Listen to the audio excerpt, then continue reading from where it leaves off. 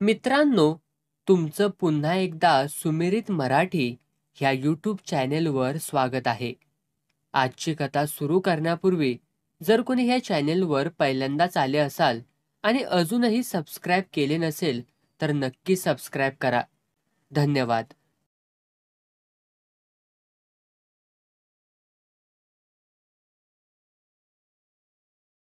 डवऱ्याचं एकुलतं एक घर पोलिसांच्या भीतीनं पूर्णपणे गारठून गेलं.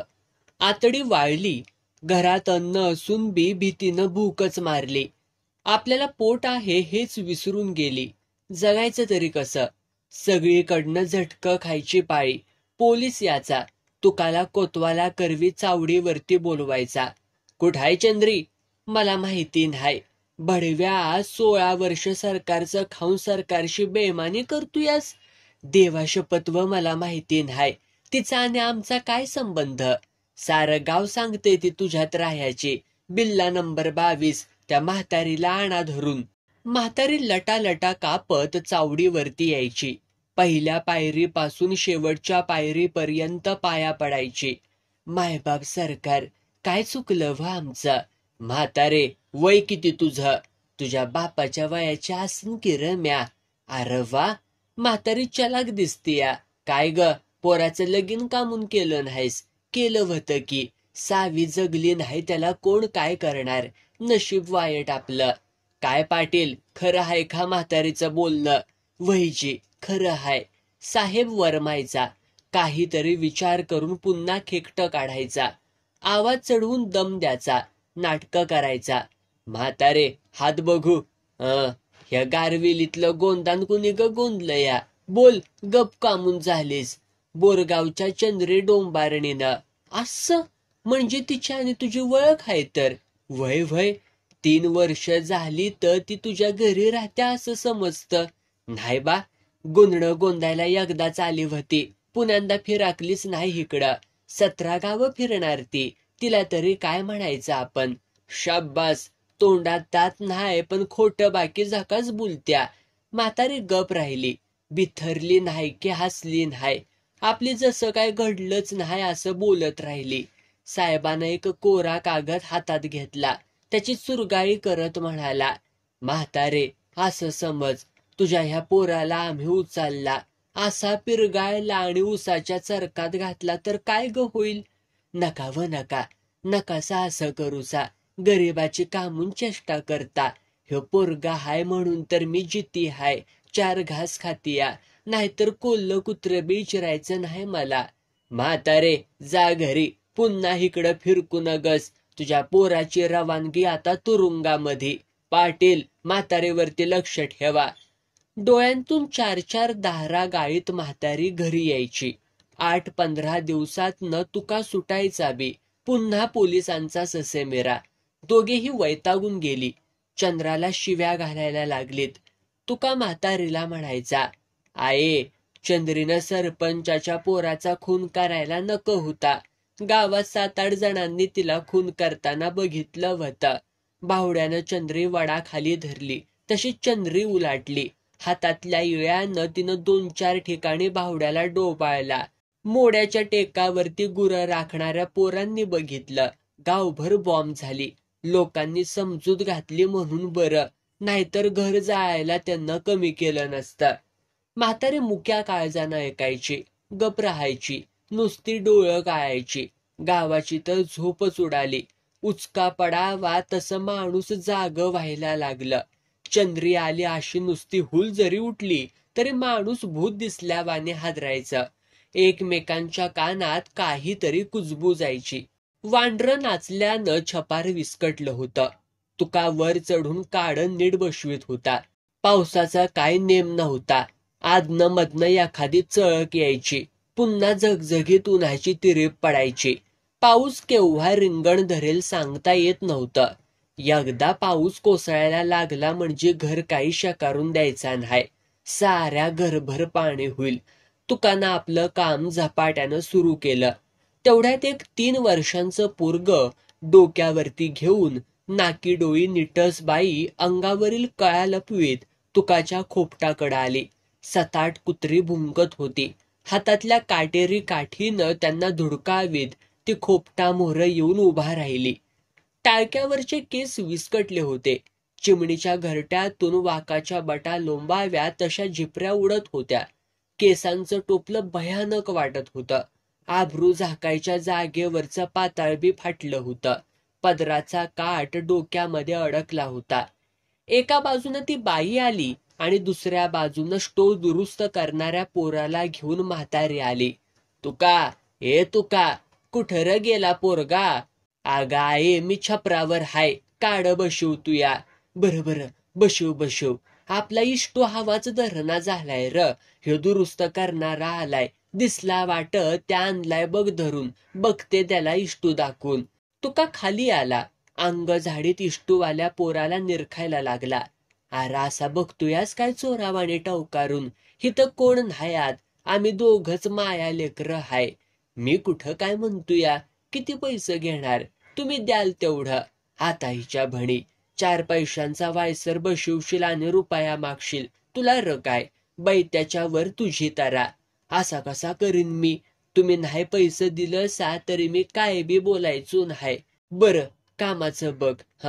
ही कोण बाया उगावल्या आणखी म्हणायची. काय ग, कोण ग तू? राम साहेब, लक्ष्मी डवरेणीचं घर हेच काय?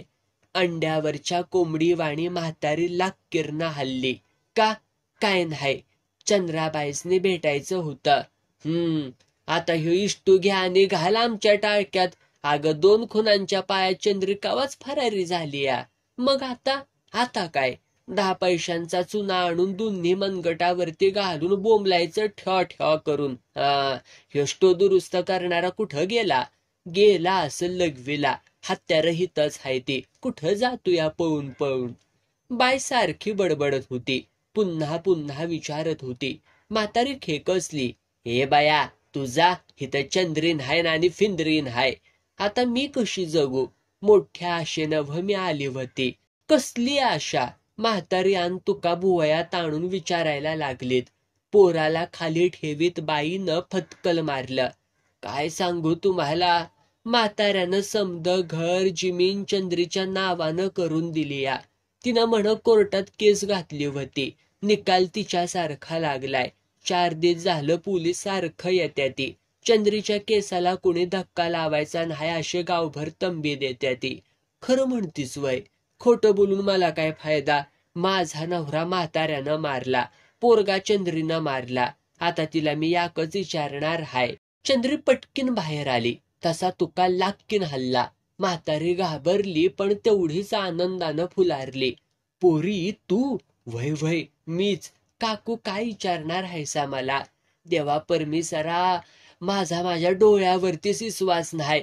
चंद्राबाई आणि माझ्या मोर? चंद्राचं पाय धरून काकू रडत राहिली. ऊर फटावा तशी अश्रू ढाळू लागली. पुलावरून जाणाऱ्या आगगाडीकडं नदीतल्या पाण्यानं थक्क होऊन बघावं तशी म्हातारी आणि तुका बघत राहिली. नवरा गेला, पोरगा मेला. आता मीही 2 पोरं घेऊन कशी ग जगू? मी काय करावं असं वाटतंय तुम्हाला? आम्हाला जगवा नाहीतर इश घालून मारा. उठा काकूबाई, पापानं रांजण भरलाय आमचा. आणखी एक खडा वाढवायचा नाही मला. जवळच्या पिशवीतून 4-5 कागद काढून तिनं त्या बाईच्या हातात दिलं. खाली 2 ओळी लिहिल्या. सारी जमीन घर तिच्या नावावर केलं. सही ठोकली. तुका बघतच राहिला. तुका बघतोयास काय? तुला काय वाटलं मी अडाणी हाय व्हय? चांगली 10 इयत्ता शिकली या. पापाचं धन पापाकडं जावं दे. आपल्याला नाही पचायचं. काकूबाई, आता गपगुमान घरी जावा. पण पुन्हा उधळपट्टी करू नकासा.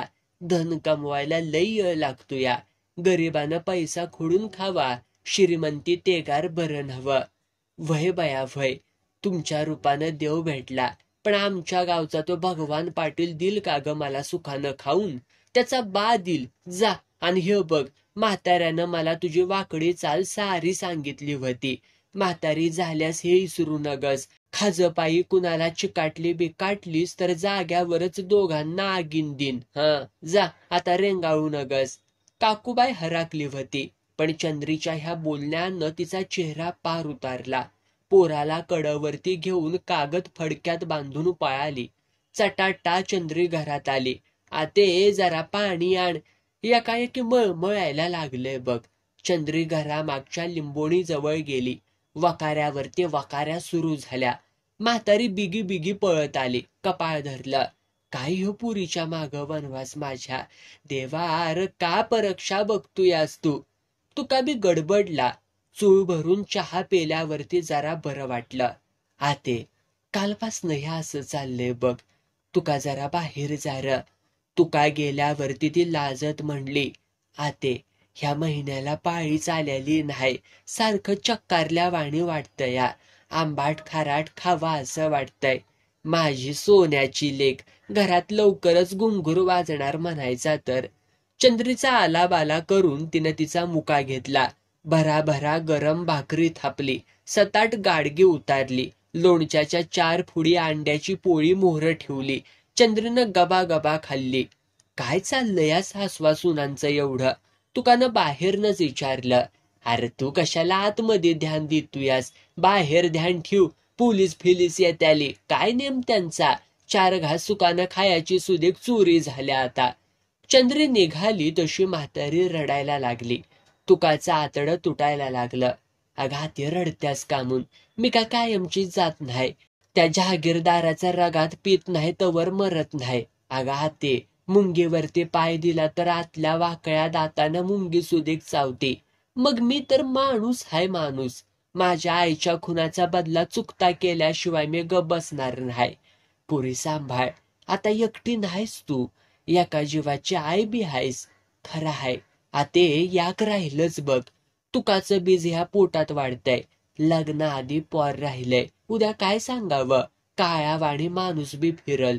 मजी तुकाला बोलीव. भावाने आय मोहर त्याच्या हातानं मला कुकू लावून दे. आपण बाप होणार हे ऐकून तुका सुखावला. कुंकवात भरलेला अंगठा टिळ्यासारखा त्याने चंद्रीच्या कपाळावरती उठवला. बांगात चिरी रेखली.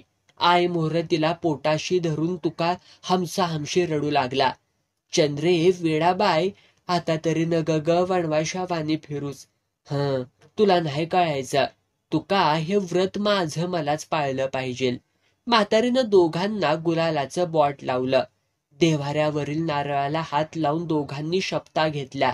तुका म्हणाला, भवानी माते तुझ्या साक्षीनं चंद्राला मी बायको म्हणून स्वीकारतोय. चंद्रानं बी तसंच म्हटलं. म्हातारीचं डोळं भरून आलं. तिनं सांधी कोपरं शोधलं. पत्र्याची जुनी पेटी बाहेर काढली. कळी काळचं आपलं मंगळसूत्र तिनं सुनेच्या गळ्यात अडकवलं. गळ्यातली काळी पोत बघत राहिली. म्हातारीच्या पाया पडत गळ्यातलं डोरलं कपाळाला लावीत चंद्री हुंका आवरीत म्हणली, आते तुम्ही मोठ्या मनाची माणसं. ह्या तुकानं जवळची सारी पुंजी माझ्यासाठी खर्ची घातली. मी तुमच्यासाठी थोडंसं पैसा आणल्या ती. त्या पिशवीत आहे ती. चलते मी. नीट काळजी घ्या. माझी नका काळजी करू.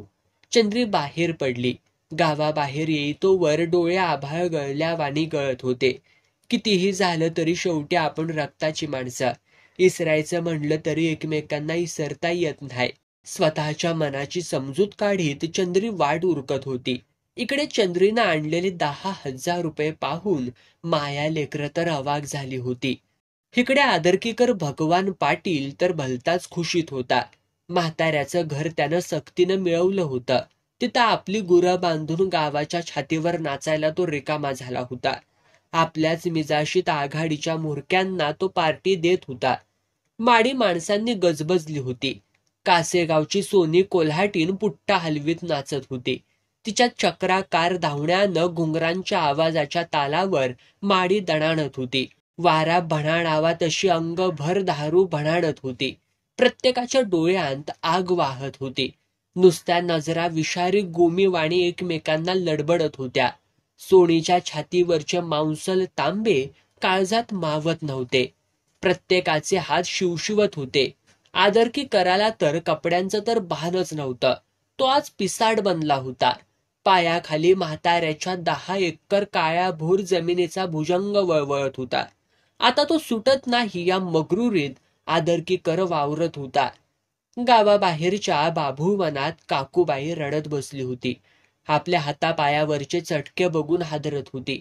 2 काळ्या मिचकूट रंगाच्या लहान पोरी आईला वानरासारख्या बिलगल्या होत्या.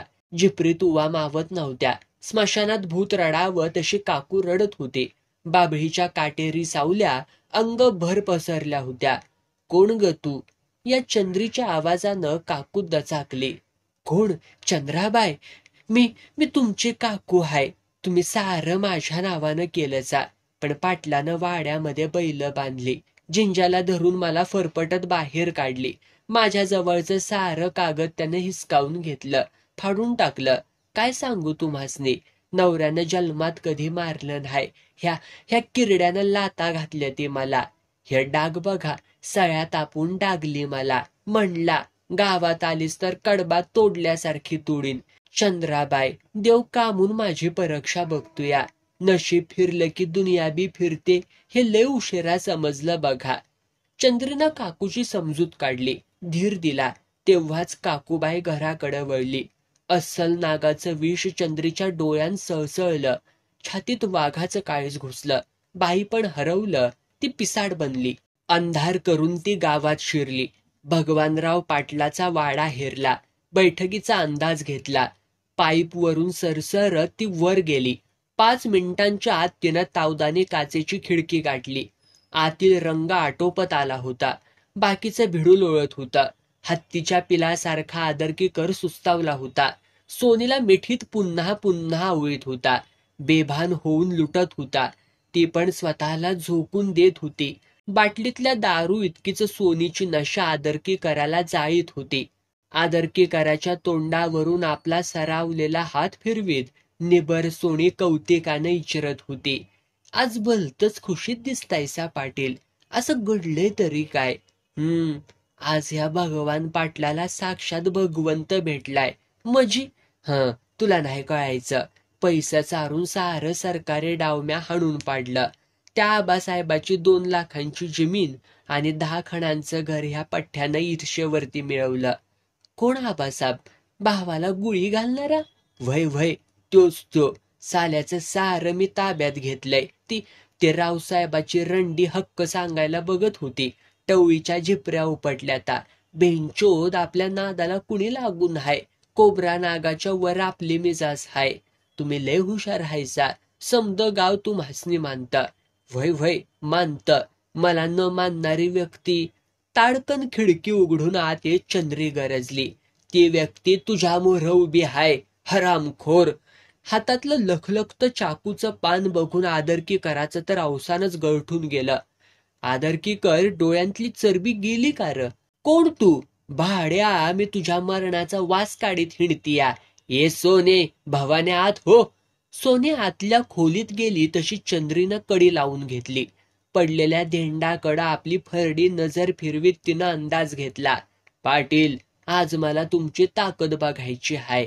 मजी बायकांच्या झिपऱ्या उपाटणारा, त्यांना लाथा घालणारा शूर पाटील तू. अरे किरड्या, बाया भोगण्यात ताकद दाखव तू यास. आता बाईशी झुंजण्यात दाखव.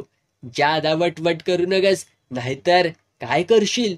बायकावाणी हाणून घेशील का टाळक्यावरती जग घेऊन जोगत्यावाणी यल्लाम्माचा बघत हुशील त्वा का? दचकायला काय झालं? चंद्री त्याच्या जवळ सरकली. गचुड धरलं.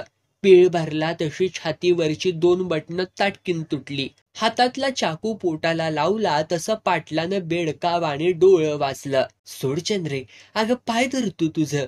चुकलं माझं, चुकलं. नुसतं चुकलं नाही मुडद्या. पारिस्कुट केलायस की सगळ्यांच्या जन्माचा. जहागीरदाराचा इवाय होऊन त्याला साथ देतोयास नव?